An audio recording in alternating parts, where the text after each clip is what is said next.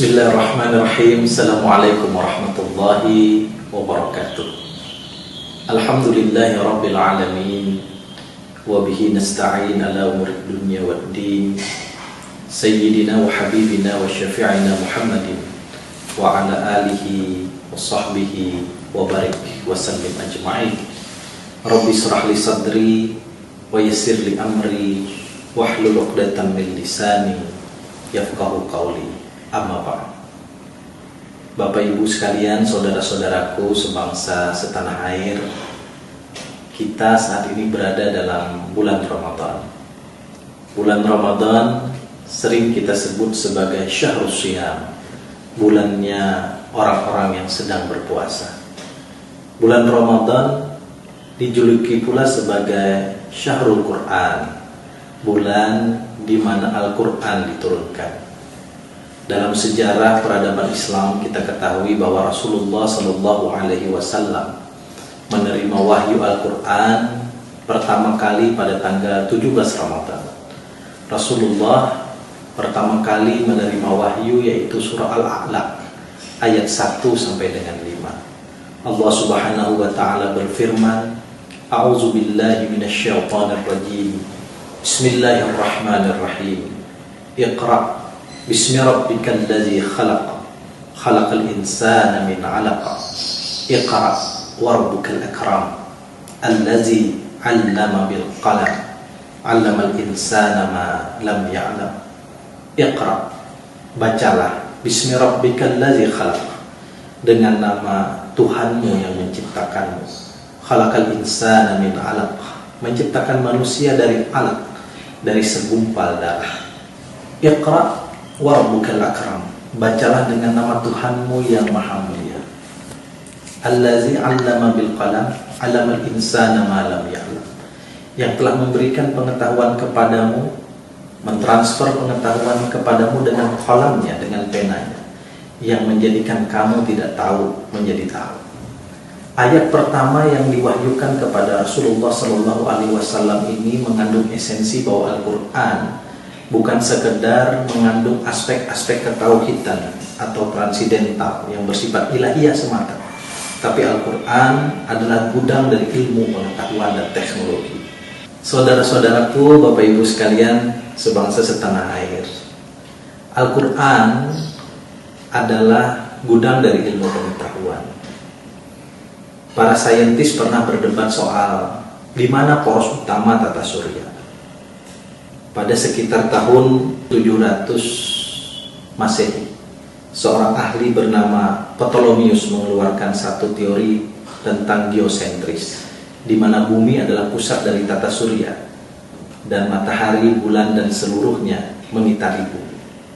Teori ini kemudian ternyata dianggap tidak relevan dan dikoreksi oleh seorang yang sangat terkenal bernama Kopernikus pada sekitar tahun 1543 Masehi dengan teorinya tentang heliosentris, di mana matahari adalah pusat dari tata surya.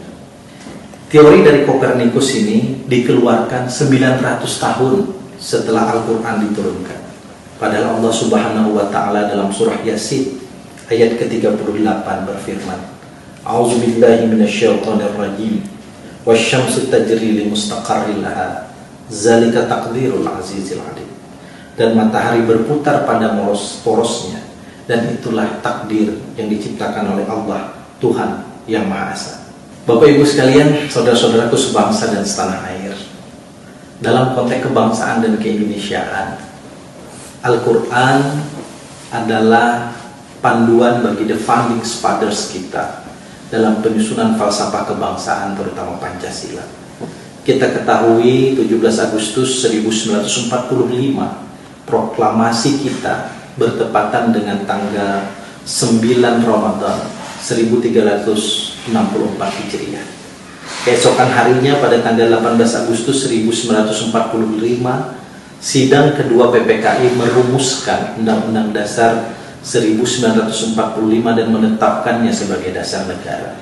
Dalam preambul Undang-Undang Dasar kita ketahui bahwa Pancasila ditetapkan oleh para the founding fathers, para pendiri bangsa kita dengan penuh sikap kenegarawanan dan kepahaman tentang filosofi bernegara. Pancasila adalah kalimatus sawa dengan Al-Quran. Al-Quran nilai-nilainya tersemai di dalam Pancasila. Ketuhanan yang Maha Esa misalnya, tidak lain adalah implementasi dari sikap ketauhidan. Allah berfirman dalam surah Al-Ikhlas ayat 1, A'udzubillahi minasyaitonirrajim, Qul huwallahu ahad. Katakanlah bahwa Allah itu esa, bahwa Allah itu satu. Kita ketahui bahwa Islam adalah penyempurna dan keberlanjutan dari agama-agama samawi, dari Yahudi, dari Nasrani. Satu kata kunci dari agama samawi adalah seluruh agama samawi mengajarkan kepada kita tentang Tuhan yang tunggal, Tuhan yang esa, tentang ketauhidan, ketuhanan yang Maha Esa. Al-Quran juga mengajarkan kepada kita tentang kemanusiaan yang penuh dengan keadilan dan keadaban. Allah Subhanahu wa ta'ala berfirman dalam surah Al-Maidah ayat 32, annahu man qatala nafsan bighairi nafsin aw fasadin fil ard faka'annama qatalan nasa jami'an. Barang siapa yang membunuh seorang manusia, maka sesungguhnya ia telah membunuh semua manusia dan membunuh kemanusiaan itu sendiri. Al-Quran juga mengajak kita untuk membina persatuan. Allah Subhanahu wa ta'ala berfirman, wa'tasimu bihablillahi jami'a wa la tafarraqu, dalam surah Al-Hujurat ayat 13. Bersatulah engkau, bersatulah engkau, bersatulah engkau, dan dengan bersatu sesungguhnya engkau adalah mengikuti apa yang diajarkan oleh Allah Subhanahu wa ta'ala. Dalam konteks kerakyatan yang dipimpin oleh hikmah, kebijaksanaan dalam permusyawaratan perwakilan, Allah jelas memerintahkan kepada kita semua untuk mengedepankan musyawarah dalam menyelesaikan seluruh persoalan-persoalan kita. Allah berfirman dalam surah Al-Imran ayat 159, A'udzubillahi minasyaitonirrajim, wa syawirhum fil amr fa iza azamta fatawakkal 'ala Allah. Dan bermusyawarahlah kalian dalam menyelesaikan semua persoalan yang ada di antara kalian, dan jika keputusan dari hasil musyawarah itu telah dicapai, maka bertawakal kepada Allah, Tuhan yang Maha Esa. Pembelaan Al-Quran terhadap kaum-kaum mustad'afin, kaum yang termarginalkan, mereka yang ditindas dalam rangka membentuk keadilan sosial bagi rakyat kita semua, sangat tegas dalam banyak sekali ayat Al-Quran. Kewajiban zakat misalnya, yang diperintahkan oleh Allah Subhanahu wa ta'ala dalam surah At-Taubah ayat 133, khus min amwalihim sadaqatan aw tutahhiruhum aw tuzakkihim biha. Kepada kita umat Islam adalah cara bagaimana kita mentransformasikan kekayaan kita, kepedulian kita kepada mereka yang belum berpunya. Dan itu bukan sekadar seruan, tapi kewajiban kepada setiap muslim. Saudara-saudaraku, Bapak Ibu, sebangsa setanah air, di bulan Ramadan ini mari kita mencoba untuk terus menjadi pecinta Al-Quran. Rasul bersabda yang diuriatkan oleh Imam Al-Bukhari, khairukum man ta'allama Al-Quran wa 'allamahu. Sebaik-baiknya orang di antara kalian adalah orang yang mau terus belajar Al-Quran dan mengajarkannya. Imam Al-Bukhari adalah salah satu perawi hadis yang sangat terkenal. Imam Al-Bukhari punya sejarah yang sangat erat dengan proklamator kita, bapak bangsa kita, Insinyur Soekarno.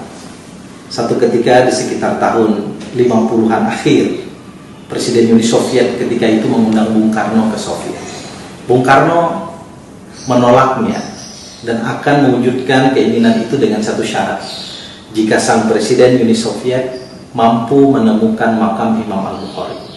Seluruh daya dan kekuatan Soviet dikerahkan untuk menemukan makam Imam Al-Bukhari. Singkat cerita, makam itu ditemukan di daerah Samarkand di Uni Soviet kali itu. Sekarang masuk dalam wilayah Uzbekistan. Setelah ditemukan di tengah ladang gandum yang tak terawat, kemudian makam itu dibangun. Dan kemudian setelah proses pembangunan selesai, maka kemudian Presiden Soekarno datang ke Uni Soviet memenuhi keinginan sang Presiden Uni Soviet. Presiden tiba di Samarkand malam hari. Pada saat itu Bung Karno langsung berziarah ke makam Imam Al-Bukhari. Di hadapan makam itu beliau membaca tilawatul Quran sejak malam hingga subuh hari. jika para founding fathers kita, para tokoh bangsa kita mencintai dan mengamalkan Al-Quran dengan sungguh-sungguh. Dan itulah mungkin yang membuat bangsa kita menjadi merdeka dan terus berkembang hingga besar seperti saat ini. Maka sudah sepantasnya lah kita sebagai penerusnya mengikuti apa yang telah beliau-beliau lakukan. Wallahu a'lam bishawab. Billahi taufiq wal hidayah wa ridha wal inayah. Wallahul muwaffiq ila aqwamit thariq. Assalamualaikum warahmatullahi wabarakatuh.